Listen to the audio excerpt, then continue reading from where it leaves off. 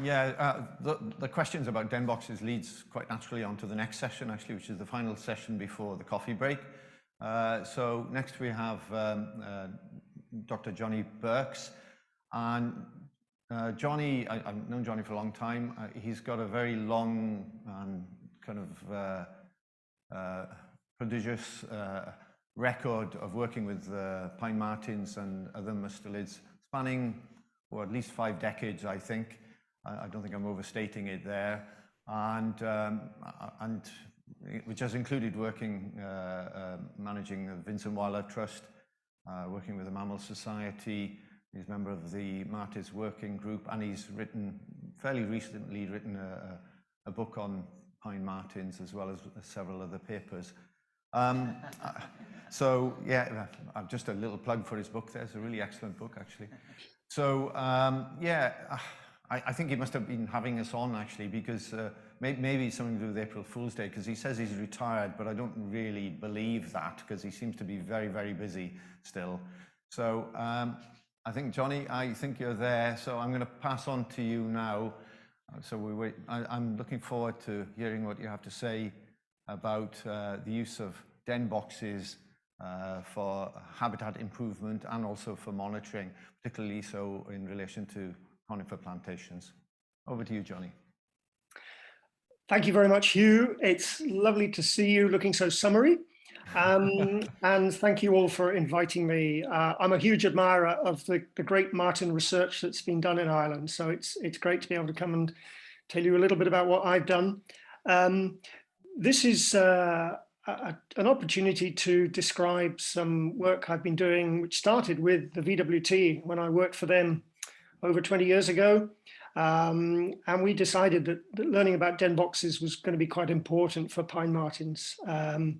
I've been doing it ever since then, and it's from the very outset, it was very much a part-time project. So it's not something I've been able to spend a lot of time on. But I've worked with some lovely people like John Martin, who's still involved with me as a friend, and John Messenger to start with at the VWT. Anyway, let's think about pine marten denning ecology, because dens are especially important for pine martens. Like a lot of carnivores, they need their sleep. Typically, on average, pine martens will spend about 60% of their time either resting or asleep. There are seasonal variations, so they rest and sleep a lot more in the winter, up to 80%, and a bit less in the summer. And pine martens are different from most of the other small mustelids because they don't have that crucial stink defense. And that means their alternative to evading predators, instead of being stinky, it's to run up a tree and find a place to hide. And that means their choice, their preference for resting and breeding sites is up trees. And by preference, again, it's in a well-insulated tree cavity. Now, these are scarce in British and Irish forests because of our management history. Either our forests are plantations and single species and fairly boring structures, even in our ancient broadleaf woodlands, because of our history of cropping the trees for timber, many of the trees are less than 100 years old, and marten-sized cavities in those relatively young trees are also quite scarce, if not absent. And so because elevated tree cavities are a valuable resource, that is something important that is missing from much of the marten habitat. Instead, martens tend to den and breed in some quite odd places, either in poorly insulated places like squirrel drays or raptor nests, where they're partly exposed to bad weather, or they're at ground level, where they're exposed to predation, or they choose some odd human structures like the roofs of houses and sheds and log piles and things like that, where they're at risk of disturbance by humans. So before we move on, let's consider why den sites are important to martens. What do they provide, especially where there are lots of them of the right sort? And these are the key things that dens provide. Where they're abundant, it means that martens don't have to travel too far between where they rest and where they go to forage or where they go to defend their territory boundaries. Shelter from weather, protection from predators. Another important thing about martens is because they are long and slim, they don't carry much fat, and that's important because they spend a lot of time climbing. It means that they are thermoenergetically inefficient shapes. And so an insulated resting site is really important because they can't be round and fat like some other species. But also critically, elevated cavities are really important as breeding sites out of the reach of things like foxes, which are an important predator. And they use elevated cavities for storing surplus prey as well. So we might predict that where den sites are really scarce, it could influence adversely various kind of population parameters, things like body condition, marten survival, their breeding success. It might even influence the abundance of martens within a forest if that critical resource is scarce or absent. So it's fair to ask, where could we best make the difference to the availability of den sites for pine martens? And this takes me back to my dear old dad, who died quite a long time ago now. He was born in 1919, and that was the year that the Forestry Commission was formed after the First World War, and in response to the acknowledgement that we were not supplying enough of our own timber.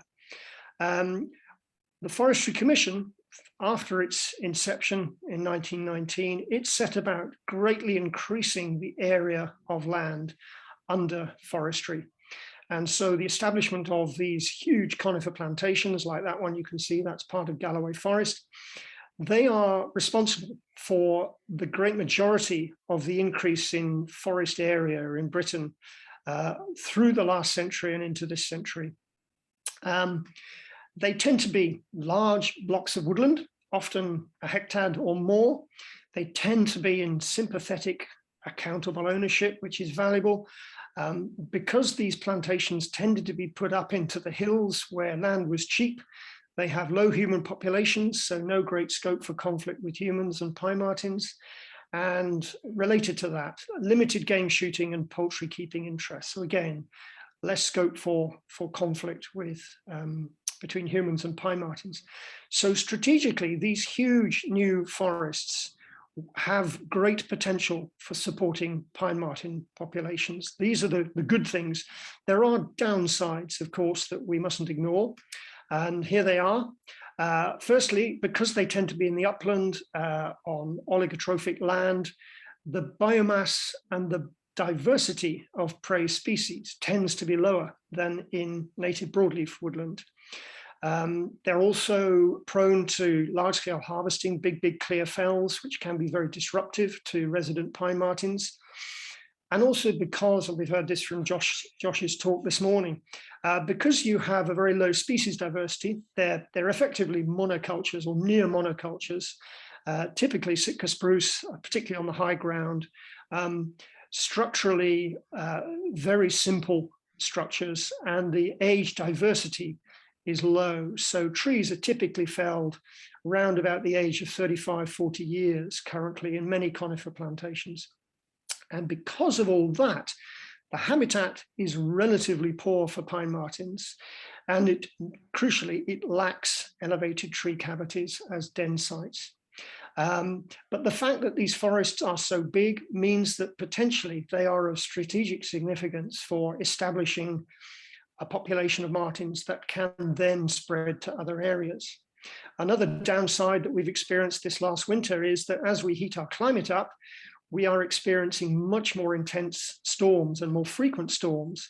And these conifer plantations planted on soft ground with shallow rooted trees, they blow over incredibly easily.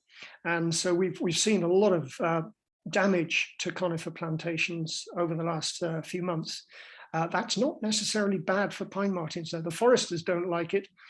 But for pine martens, it actually enriches the habitat because it introduces that structural diversity that these places tend to lack. Nevertheless, notwithstanding that, artificial dens should make a big difference in this sort of forest compared with the one that Kat's been talking about, where the den boxes weren't much used at all. So I'm going to talk mainly about Galloway Forest, which is probably the biggest of these conifer plantations. It's huge, 750 square kilometers, one of the most productive softwood forests in Europe, certainly the most productive in the UK. And martens have been there since the early 80s. And there's a picture there. The forest is dominated by fairly young trees and clear fell areas and regrowing stuff. And so predictably, tree cavities are extremely rare. Before den boxes were installed, martens bred in all sorts of unlikely and unsuitable places and probably didn't breed terribly well. So they need help if they're going to rest and breed safely. And the same applies to any other typical conifer plantation in Britain or Ireland. So the VWT got involved back in 2003, and there's John Messenger, who came up with this cunning design, ingenious, devious design of a den box, which we still use today, although the modern ones tend to be built of recycled black plastic from farm waste. They have two entrances at the bottom, and then those entrances lead to side chimneys that lead to a central chamber. So there's the design looking from above with the lid off. And the beauty of this is that it minimizes convection heat loss, which you suffer if you have a den box with a hole near the top. But it also has maximum insulation because of those side chimneys. And that central chamber, where we put a good amount of wood shavings, that is based on the dimensions of the nesting chambers of the black woodpecker, which is a common marten breeding site in forests in Northern Europe. So we monitor these under a license from what's now called Nature Scot. We monitor them every May, and it gives us an opportunity to count the litters, see how they're doing. So that's a litter of 3 kits there. And the third one's a bit hard to see. So just to give you a summary of our monitoring up until 2019, the dark blue lines are boxes that show signs of recent occupancy, but not breeding necessarily. And you can see we put the boxes up in 2003, and they were well used from the very next year. So typically 30 to 60% used for resting. And then typically in any year, between 5 and 20% will be used for breeding. And you'll notice if you squint your eyes a bit, you tend to get occupancy and breeding peaks every 3 to 4 years, which probably links to the field vole population cycle, which is one of the main prey species in Galloway Forest. So yeah, we've summarized this. Lizzie Cruz of the VWT, who's just a star at writing papers, she's written this up in conservation evidence with us. So that's the VWT box. They are the Rolls-Royce design of breeding boxes and used for resting. They have one big disadvantage. They are heavy and they are expensive to make. And that can constrain you if you want to put up a high density and an even density of boxes in a plantation where many of your trees are actually quite young and not big enough to support that size of box. So we came up with a new design, which we call the Galloway Lite. And this was invented and developed by my friend John Marten, pictured there at the bottom. And the picture with the dog in, that's my Dooley dog for scale, just shows the difference in size between the VWT box on the left and the Galloway Lite box on the right. It's basically about a quarter of the weight of the VWT box and about a quarter of the price as well. And it means that you can install it on very much younger trees. You don't also need to be a kind of power lifter to be able to get it up the trees as well. They're very light and modular, a neat little plywood insert and a recycled plastic drum as the outer to keep it waterproof. So we put 50 of these up in the Fleet Basin part of Galloway Forest in September 2014. All of this work was done with the fabulous cooperation of Forestry and Land Scotland, which are the owners and managers of Galloway Forest. We couldn't have done any of this without them. We put them up at quite a high density, 1 box per 2 square kilometers. And we check them every year, usually in May, sometimes at other times. And our basic criteria for determining use recently by martens is scats on the lid. It's not 100% reliable, but most boxes will have fresh scats on the lid. You also get a marten-shaped depression in the wood shavings and other field signs as well. And if we're very lucky, occasionally we'll find there are martens present. Sometimes they seem quite placid and pleased to see us. Other times they're not pleased to see us at all. This one bit the camera twice and see the spot of saliva trickling down. So just like the VWT boxes, these Galloway Lite boxes, which went up in a red squirrel stronghold, which is the Fleet Basin, we put them up in 2014. They were used from 2015. The bars there show the proportion of boxes that showed signs of recent use on any one visit. And you can see typically between 40 and 50% when we check them in May have signs of recent use by martens. The exception you'll spot was May 2018, which followed the beast from the east when there was exceptionally cold, severe weather in a lot of Britain. And the use of boxes over winter was probably unusually high as a consequence of that. The yellow line snaking its way up from bottom left to top right, that shows the cumulative occupancy figures for each check. And you can see that by May 2017, which is the third year, we were on 80% cumulative occupancy. And after 5 years, we hit 100% occupancy. So the martens absolutely love these boxes. They clearly need them and they use them an awful lot, both, well, for resting, but not proven for breeding. More on that in a moment. One of the things that we weren't expecting was that installing these boxes might have an influence on the abundance of martens. And we can't be sure that it did, because had we known that this could be a possibility, we would have designed it as a proper experiment. Anyway, we did 2 population estimates of the martens in the Fleet Basin where these Galloway Lite boxes were. First population estimate was in 2014 when we put the boxes up, and then we repeated it 3 years later, 2017. The orangey color shows the like-for-like comparison of non-invasive genetic assessment of the population based on hair tubes and scats. In 2017, we did some live trapping as well, which added an extra 6 animals that weren't detected otherwise by the non-invasive methods. So if we do a like-for-like comparison, there was a 66, a 2/3 increase in the population after we put the boxes up. And if we don't do a like-for-like, we basically more than doubled the marten population over that 3-year period. We can't find any other reasonable explanation as to why the population would have increased. So basically the field vol cycle was at the same point fortuitously, those 3 years apart. So we suspect it was the den boxes that produced the increase, but we can't be sure because we didn't have a control area. So we've now started in collaboration with FLS and Forestry England. We've set up 2 duplicate studies elsewhere to look at this effect.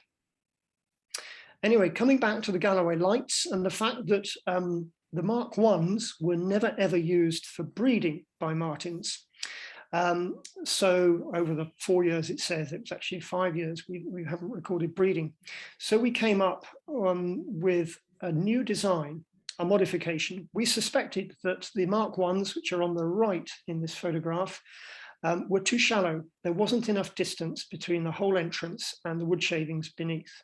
So we found basically a different shape of recycled plastic drum, which enabled us to have a greater depth between the entrance and the wood shavings. And we installed 50 of those in the Fleet Basin in September 2018 at the same sites as the Mark 1 boxes.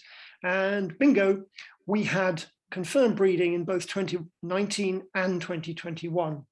For obvious reasons, we couldn't check them in 2020.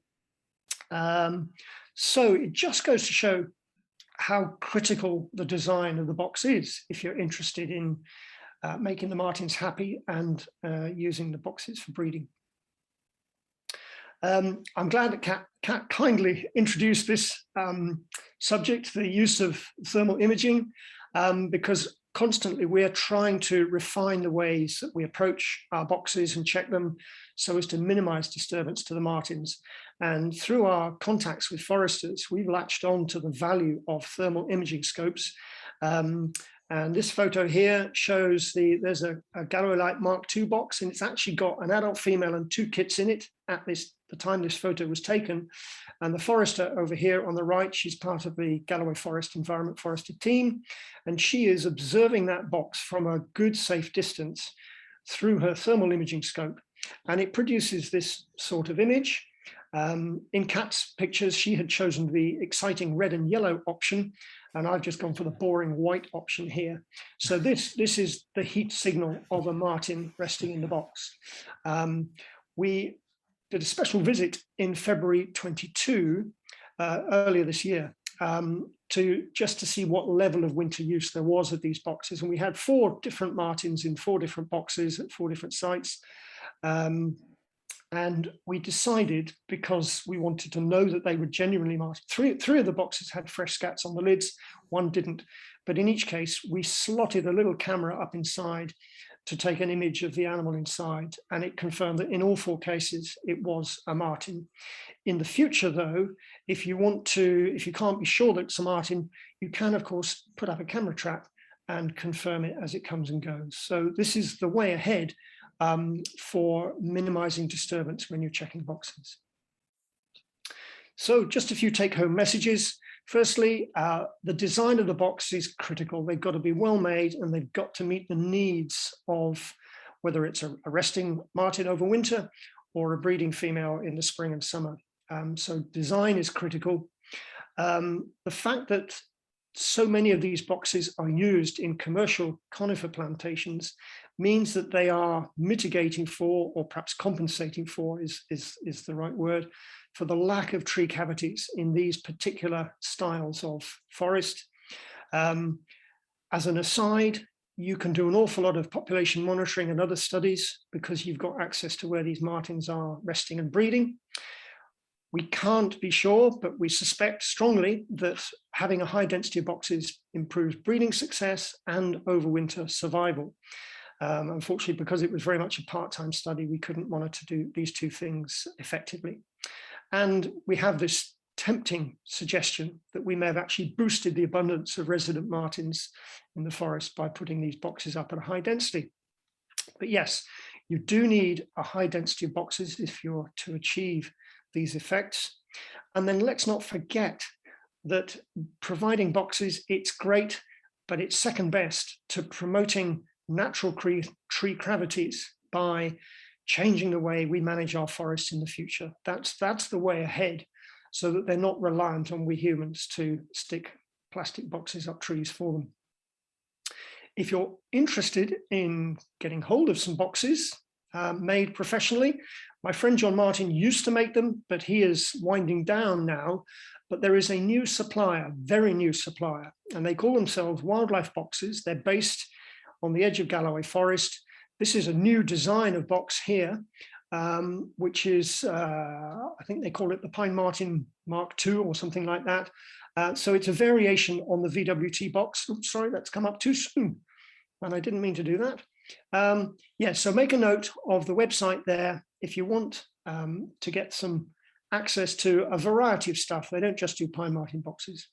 And then, yes, sorry, so disappointing. This is a really, really badly written book.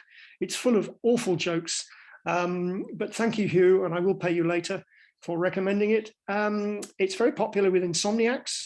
So if you want to know more about martens or you have trouble sleeping, and there is a new 2020 reprint, which has some updated information in it as well, which is another way of saying I was able to correct some of my mistakes.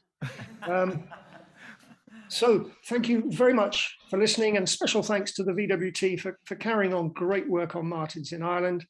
And again, to Forestry and Land Scotland for supporting all the work I've done for 20 years. This is my 20th year in Galloway Forest, and I'm delighted that Ruth will be coming to join us.